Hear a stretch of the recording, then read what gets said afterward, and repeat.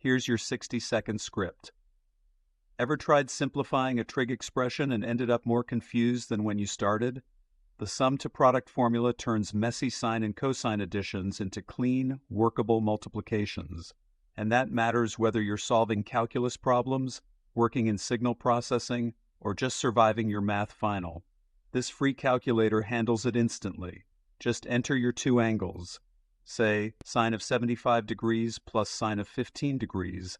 Hit calculate, and it immediately shows you the converted product form step by step. No formula memorization, no arithmetic mistakes. Let's try it. Plug in 75 and 15. The calculator converts that sum into 2 times sine of 45 degrees times cosine of 30 degrees. Clean, simplified, done. Whether you're a student or a professional, stop wrestling with the formula manually. Use the sum to product calculator free right now, link is below. Word count 145.